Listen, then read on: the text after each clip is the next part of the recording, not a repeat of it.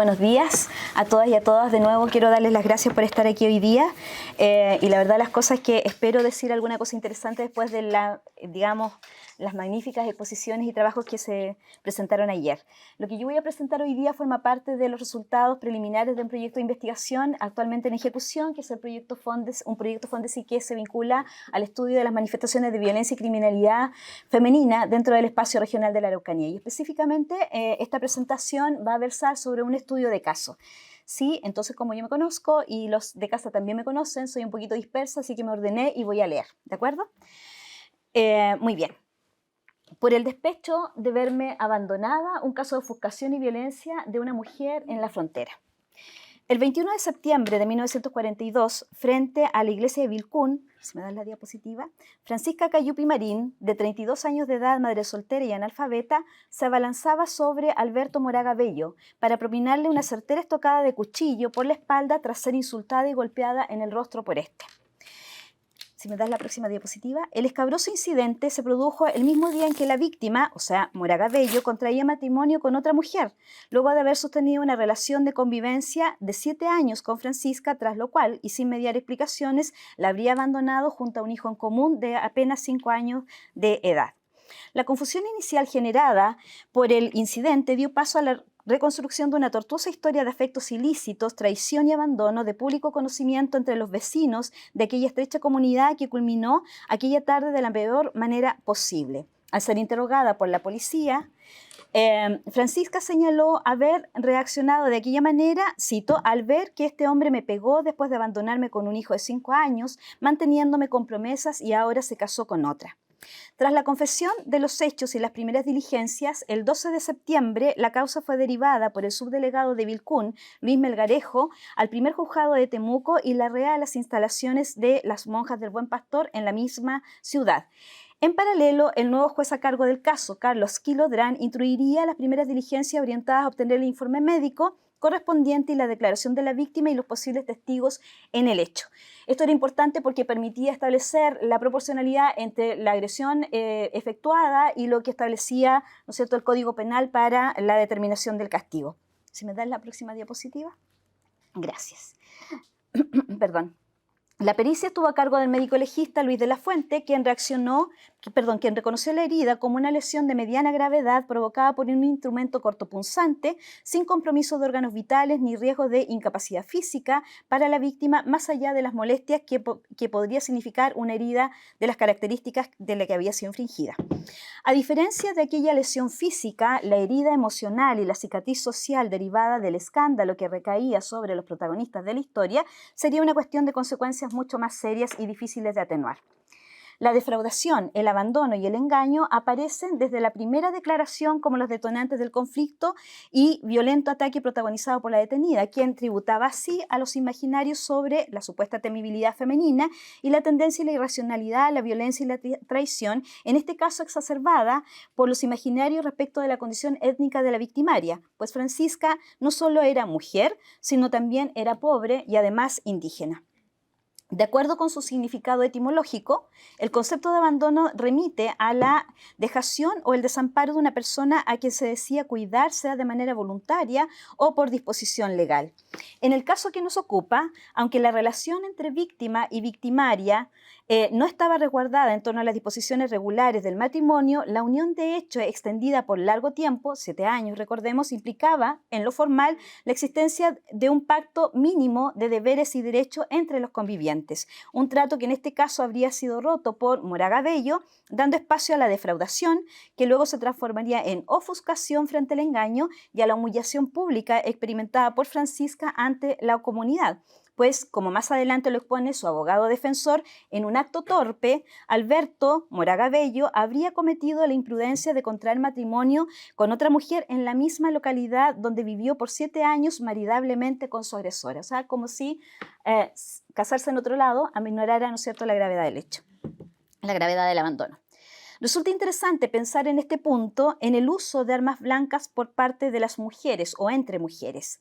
El sentido simbólico del uso del cuchillo para penetrar y salir del cuerpo masculino bien puede asimilarse, en términos metafóricos creemos, a la inversión simbólica del acto de penetrar y luego salir del cuerpo y los afectos femeninos, provocando un daño físico, moral y también afectivo. En estos casos se alude a un sentir doloroso que deja una huella que no se puede borrar y que en algunos casos puede llegar incluso a ser letal. Identificamos más de uno de estos elementos en el caso aquí analizado. En él, su protagonista alude al engaño derivada de promesas incumplidas, que como una herida mal curada se infecta en el despecho y se encona en la ira, para derivar en una ofuscación incontrolable que solo pudo ser purgada a través de la agresión física hacia el otro.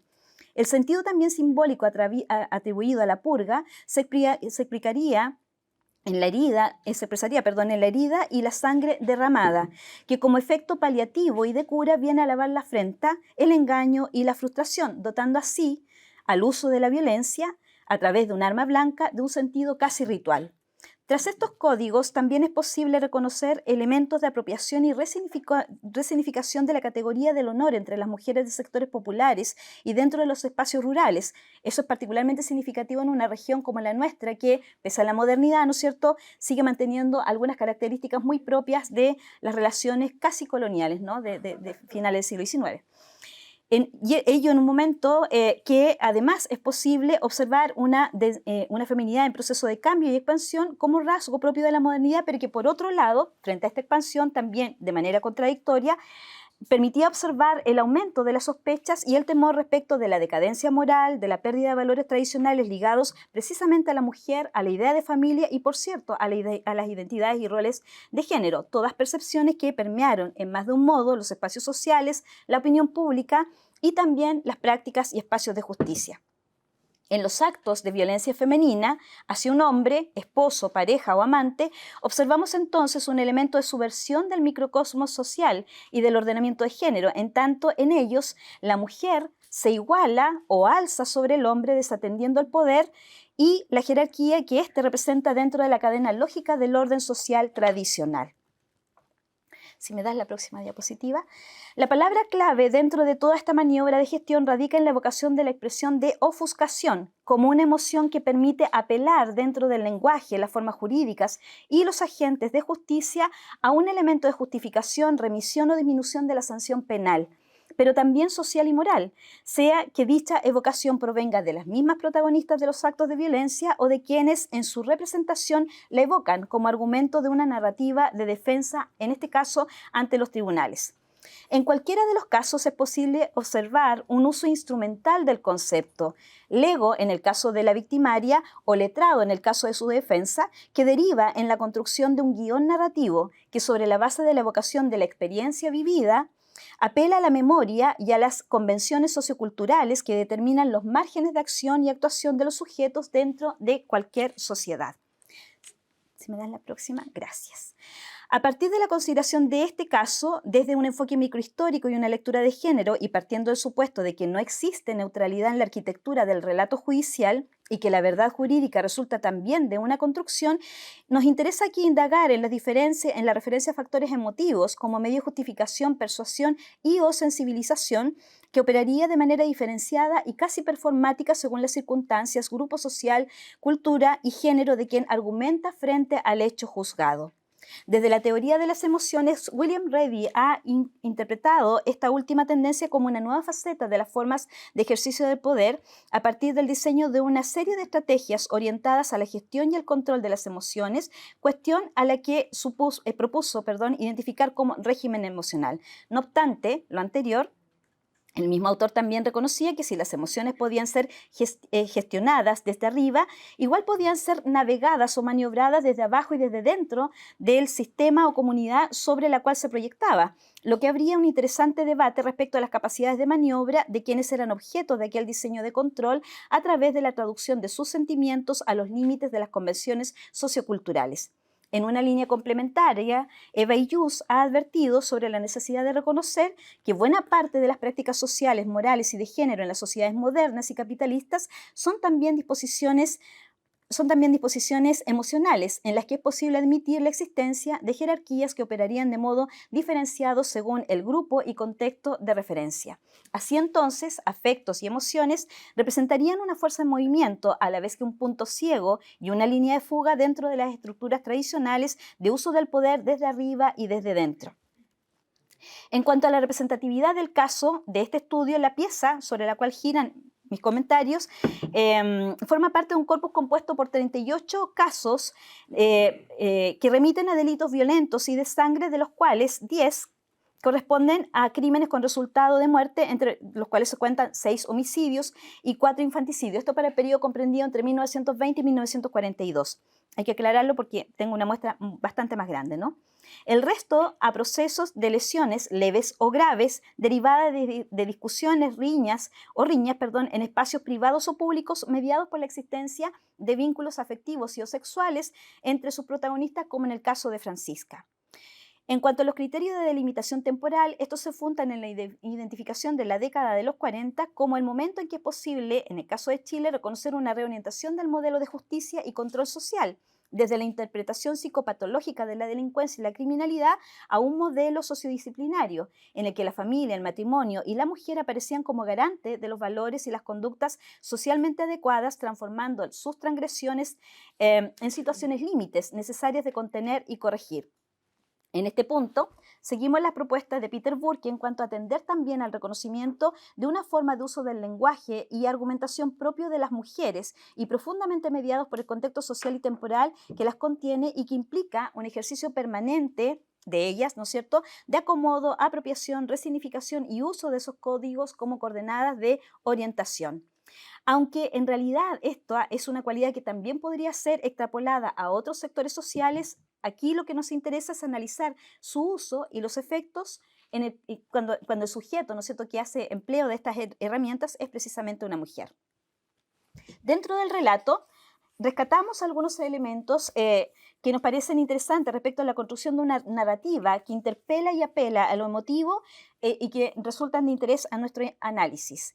El primer elemento tiene que ver con la ambigüedad de las declaraciones de la propia Francisca, que las introduce dentro del relato en relación a que, si bien agredió, ¿no es cierto?, a Moraga Bello, hubo ausencia de premeditación en el ataque. En tanto, pese a que en las mismas declaraciones de Francisca, ¿no es cierto?, se advierte que concurrió a las afueras de la iglesia portando un cuchillo. Un segundo elemento al que hacemos referencia es la reiteración a la mención del abandono, primero de la mujer, ¿sí?, del amante y también de la madre, como el leitmotiv de la ofuscación y la violencia. En el caso de las mujeres criminales e infractoras de ley, históricamente, sobre todo el tema de la maternidad, así como de la precariedad económica y el abandono, han formado parte de una triada orientada a la redención de la falta o a la expiación de la culpa, que busca, por un lado, ¿no es cierto?, movilizar sentimientos de empatía, así como, por otro, desplazar la atención desde el hecho, ¿no es cierto?, o la acción juzgada hacia el contexto gatillante de la misma. En nuestro caso, Francisca, de manera espontánea al comienzo y luego asesorada y guiada por su defensa, va a usar estas estrategias. Por otro lado, y tras la idea de la mujer y madre engañada o abandonada, siempre es posible identificar una experiencia sensible derivada de un pasado histórico compartido en el que la violencia y el desamparo han estado particularmente presentes en la definición y normalización de los roles e identidad de género, así como en la movilización de actuaciones violentas y de emociones como la angustia, la ira y la venganza. Siempre desde la interpretación de lo emotivo descubrimos aquí un tercer elemento, vinculado a la verbalización de las emociones movilizadas dentro del caso y dentro de los espacios de justicia.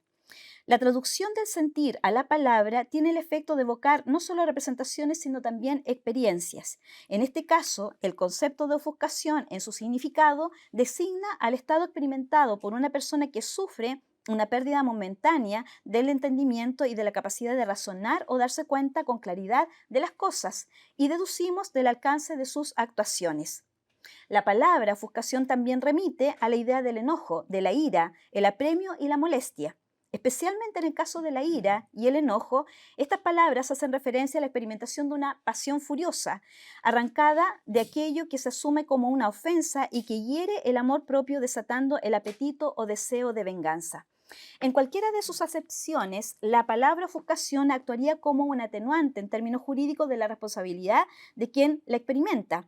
En primer lugar, porque dicha emoción sería desatada por un estímulo externo, y en segundo, porque los efectos desatados por su experiencia suponen la pérdida de dominio de la capacidad volitiva de quien la experimenta. En el caso de Francisca, dicha ofuscación habría iniciado en el agravio, entendido aquí como una ofensa emocional, como la exposición también la exposición pública y el daño social provocado por aquello. Todo lo anterior asociado al engaño y abandono de su pareja, para culminar luego, o que habría sido esta la causa, ¿no es cierto?, gatillante de la pérdida absoluta del control sobre sus impulsos frente a la agresión procurada hacia su ex conviviente públicamente. La excepcionalidad de dicho descontrol es sustentada y defendida por la declarante al mencionar que nunca estuvo en su intención, le hace ánimo, ir a herir, ¿no es cierto?, a la víctima, a pesar de que, como ya habíamos mencionado, llevaba consigo un cuchillo al momento de increparlo. Asimismo, Francisca también declaró que la impulsividad desatada en el ataque fue reforzada por la experimentación de un sentimiento de despecho. El reconocimiento de estos estados de ánimo y formas de sentir traspasan la naturaleza íntima de la experimentación para apelar en lo público y ante la justicia a los principios jurídicos que inspiran el derecho y sus prácticas. De acuerdo a ello, la ofuscación y el arrebato, al incidir en las facultades intelectuales y de voluntad del agente de la acción, en este caso Francisca, constituyen un poderoso argumento a considerar en la evaluación de la imputabilidad de la culpa y, por tanto, en la designación de la pena o el castigo. Dentro de nuestro Código Penal, el artículo 11, inciso 5, distingue como circunstancia atenuante de la responsabilidad criminal, cito, la de obrar por estímulos tan poderosos que naturalmente hayan producido arrebato y obcecación. Cierro la cita. En coherencia con este marco, acusado y defensor, en este caso, pusieron en juego una estrategia narrativa acomodada en torno a los conceptos de la ofuscación y el arrebato. Esto resulta especialmente interesante, nos parece, cuando se piensa en las prácticas de justicia, así como en las redes y el traspaso de saberes entre defensores y defendidos. Y aunque es difícil determinar los límites entre lo espontáneo y lo aprendido dentro de tales guiones, es interesante pensar en el juego de maniobras y en las cuotas de poder movilizadas, pues, nos parece, ello relativiza las lecturas sobre la subalternidad, así como respecto de la autonomía y la espontaneidad de las agencias como forma de resistencia, en este caso asociadas al género. Hay que hacer una lectura más compleja, ¿no? Por último, este marco de antecedentes nos permite inferir que en cada proceso es posible también advertir el despliegue de acciones generales o específicas orientadas a relativizar los grados de responsabilidad frente a lo imputado, incluso cuando el resultado pudo haber sido la muerte. Y aunque este es un recurso que también puede ser percibido en las causas protagonizadas por varones, lo interesante en el caso de las mujeres tiene que ver con la tensión que ello introduce dentro de un sistema que no espera que la violencia y su agencia sean recursos audibles y atendibles en ellas. Bueno, básicamente, ¿no es cierto?, lo que este caso nos demuestra es, primero, cómo se lee la violencia, ¿no es cierto?, de las mujeres por ellas mismas, también por los agentes de policía y por los agentes de justicia. Y cuando digo agentes de justicia no me estoy refiriendo solamente a los jueces, ¿no es cierto?, sino que me estoy refiriendo también al conjunto de los otros actores que intervienen dentro de la arena judicial. Defensores, los mismos testigos, ¿no es cierto?, cada uno de los cuales pone en tensión dentro de estos espacios, ¿no es cierto?, sus propias representaciones y también verbalizan y gesticulan inclusive, ¿no es cierto? Eso no lo podemos ver dentro del expediente, pero sí la verbalización, es decir, la traducción de la emoción en palabra, ¿no es cierto?, o del sentir en palabra, cómo lo percibieron, qué es lo que creyeron, ¿no es cierto?, y a partir de eso, cómo también emiten un juicio de valoración respecto de los sujetos que pueden ser más o menos agresivos. Básicamente, esto es lo que les quería presentar. Mira, antes de tiempo, he sido De manera que, insisto, este es un solo expediente, nosotros hemos revisado, y digo nosotros porque somos un equipo, ¿no? Esta es una pequeña muestra de 38 casos de un conjunto de expedientes que ya van por sobre los 360. Cuando empecé a escribir esto eran 360, pero eso ha aumentado significativamente. Y también aquí volver a enfatizar la importancia del archivo, ¿no es cierto?, regional de la Araucanía, porque esta es toda documentación que estamos trabajando a partir de los fondos conservados en el Archivo Regional de la Araucanía, y lo voy a decir particularmente porque tenemos aquí presente a su directora, que está en una campaña precisamente de promover la apertura a los investigadores para la consulta del material que allí está contenido. Muchísimas gracias.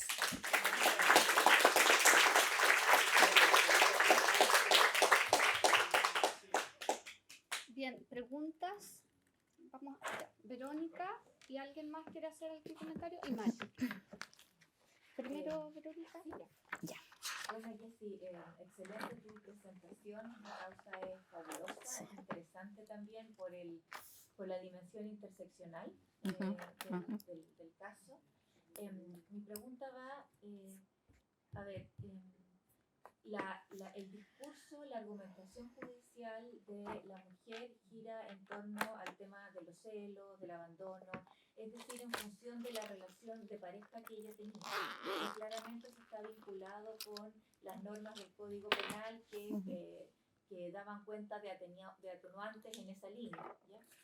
No existen argumentos en relación al rol del padre, es decir, al abandono como un elemento que también pudo haber incidido en la acción de esta mujer, y evidentemente si eso no está, uno lo puede leer claramente como una estrategia, es decir, esa argumentación no era tan útil al objetivo jurídico que tenía la defensa de la mujer. Sí, bien. ¿Junto las dos preguntas Mario, o respondo? sí, juntamos las preguntas. Gracias Jessica por tu presentación. Una pregunta súper puntual respecto al médico Luis de la Fuente. Dos cosas. Uno, aparece en el expediente como médico legista. ¿Él Sí. es médico de ciudad? ¿O es médico legista que depende del servicio médico legal? Eso es una cosa. Y lo otro, ¿examina a la victimaria o solo examina a la víctima? Ok. Bien, sobre lo primero, bueno, por razones de tiempo, yo omití parte del expediente en la exposición, pero sí, en el hecho, en el primer parte, tú abres el expediente y encuentras el parte policíaco de su detención, ¿sí? A propósito de que esto fue público, o sea, su ex amante se estaba casando, y a la salida de la iglesia, en una bataola que se armó entre los invitados y los testigos, los curiosos que empezaron a ver esta gresca, ¿no es cierto?, se produce el ataque. Y ella, al momento de tenerla, lo que menciona es precisamente que ella lo atacó primero porque la golpeó, y ella lo único que había hecho, esa su justificación, era ir a increparlo porque la había abandonado a ella y estaba pidiendo que se hiciera cargo de su hijo. ¿Sí? Entonces hay una evocación directa, ¿no es cierto?, al abandono. Por eso yo mencionaba en alguna parte, a lo mejor no fui tan explícita, de que toda la argumentación, primero de manera muy, muy, muy espontánea, ¿no?, de Francisca, luego esto va tomando forma como un relato en el que ella ya usa un tipo de lenguaje que tú te das cuenta que no es el propio, ¿sí? Porque ella es una mujer analfabeta, es una mujer, Vilcún era una comunidad que era, más del 52% de su población era rural, ¿sí? Y digamos, y además el tema del analfabetismo, en el caso de estas mujeres, ¿no es cierto?, ella formaba parte también de un universo que estaba por sobre el 50% en esa comuna, en ese minuto de analfabetismo. Entonces, es obvio que ella no podía usar el tipo de palabras que aparecen en sus declaraciones después, tiene 2 declaraciones dentro del expediente, con las características de un lenguaje de quien conoce, ¿no es cierto?, el sentido técnico que tiene el uso de una palabra en un determinado momento. Esa es una cuestión súper interesante porque tiene que ver con estos traspasos de saberes, ¿no?, entre quien defiende y quien es defendido. Entonces, ella en la primera parte es muy evidente que justifica su ataque por haberla abandonado, por haberla defraudado, dice: me engañó, me mantuvo con promesa y luego me abandonó. Y lo increpa precisamente porque quiere asistencia material para su hijo, ¿sí? Ahora, eso es interesante también porque resulta que de acuerdo a la normativa legal de la época, todos sabemos, ¿no es cierto?, que la única manera de poder obtener el beneficio, ¿no es cierto?, de la pensión alimenticia para los menores de edad pasaba por el reconocimiento legal de los hijos, ¿no? Eso era lo que establecía el principio de obligatoriedad de la alimentación. Y en el caso de ella, ese niño no estaba reconocido, ¿sí? Por lo tanto, no tenía forma de garantizar la subsistencia material, menos ahora que este personaje se casa con otra y entonces va a tener responsabilidades legales y formales con esta otra pareja. ¿Y ¿Sí? no hubo un juicio de alimentos? No, no hay en este caso. No. Claro, exacto. O sea, Es que sí, eventualmente sí se puede, y por eso se argumenta, por ejemplo, con elementos como que el sí, padre sí te iba a entiendo. ver a la mujer embarazada y la asistía. Se recurre a ese tipo de argumentación para demostrar la posible Claro, o sea, no sí, sí, legitimidad, sí. sino que De que existe el efectivamente vínculo, sí, lo que yo decía en alguna parte de la presentación, ¿no? Esto de que aun cuando no estuvieran casados, toda la comunidad sabía que ellos vivían juntos, que tenían un hijo en común, llevaban 7 años viviendo juntos, pero ella partió al revés, ¿sí? Primero lo atacó y entonces eso invalidó toda la posible agencia que pudo haber desplegado por el otro lado. Porque también tenemos casos, ¿no es cierto?, de expedientes donde ocurre a la inversa, es decir, las mujeres van y reclaman y luego se dan cuenta que esa es una agencia más poderosa que enfrentarlo directamente, y entonces ya no van a conflictuarse directamente o enfrentarse directamente al sujeto, sino que recurren a la institucionalidad. Eso tiene que ver también con lo que nosotros hemos sostenido en el proyecto, que esta es una región donde el análisis del fenómeno de la violencia, así como de las emociones, tiene que ser tomado con precaución porque tiene una complejidad adicional. Estamos hablando de una región que es digamos, multicultural, pluriétnica. Aquí convergen, ¿no es cierto?, se superponen, se traslapan, lo que comentábamos con María en estos días, ¿no es cierto?, distintas culturas y por lo tanto distintas formas o comunidades emocionales, si usamos ese concepto, ¿no? Entonces los límites entre una y otra son muy difusos, ¿sí? Y al mismo tiempo son muy tensionantes, porque tienes una comunidad, por así decirlo, que es la oficial, que trata de normar, pero por otro lado, por ejemplo, tienes la relación de convivencia de Francisca, no era nada inusual dentro de espacios rurales, porque incluso la poligamia era una práctica que todavía estaba presente dentro de comunidades indígenas. Y aquí esta era y rurales, y esta era una comunidad, era una región esencialmente con población indígena, digamos, y campesina. Entonces, todas esas variables hay que tener en consideración. Y si quieres después yo te... Sí. Y luego para responder a la pregunta de Mario, que gracias por la pregunta, la verdad las cosas, Mario, que esa es una pregunta que te tenía que hacer y no te la alcancé a hacer. Si es médico legista, de verdad, porque él estudia estos temas. Si es médico legista, pero sí firma, ¿no es cierto?, el certificado, si te fijas en la presentación, dice médico legista, ¿no? Y no examina a la mujer, ¿sí? Porque además es mayor de edad. Recuerda, bueno, me parece a mí que como en esta época, ¿no es cierto?, ya está diferenciada la justicia civil de la justicia infantil, la justicia criminal para adultos de la justicia, digamos, para menores. Normalmente, cuando existe minoría de edad, en casos como este, por ejemplo, se solicita un peritaje de evaluación de la edad y las competencias mentales, ¿no es cierto?, de las victimarias, pero en este caso no, ¿sí? No hay expediente. Sí está, ¿no es cierto?, este informe que da cuenta de la agresión que recibe Moraga Bello. Él presenta un alegato, ¿no es cierto?, en relación a que lo quiso matar, pero el informe médico lo que demuestra es que sí, lo hirió, lo atacó, pero la herida no es una herida que comprometa órganos vitales, ni tampoco que lo vaya a inhabilitar, no lo va a invalidar. Por lo tanto, no entra en la categoría de lesiones graves, sino que lesiones menores. ¿Sí? Eso. Muchas gracias. Se divorció. Se anuló el matrimonio. Sí. Pero no lo sé, no aparece más información sobre eso. Pero me parece a mí que no era, o sea, conociendo un poco las dinámicas, cómo funcionaba la región, no necesariamente el hecho de que tuvieran un entenado significara, ¿no es cierto?, un hijo entenado significaba que se iba a disolver un matrimonio. Es decir, muchas veces las mujeres se casaban sabiendo que habían estas relaciones paralelas o estas otras formas de familia. Esto también abre la compuerta, perdón, Olga, me vaya a matar. Abre la compuerta para también visualizar en la región los distintos modelos de familia, ¿no es cierto?, que existen. Y cómo eso choca también con un Estado que lo que pretende es normarlo todo, ¿sí?, para disciplinarlo. ¿Sí? Eso, muchas gracias y perdón, Olga. Ya, prometo ser generosa contigo.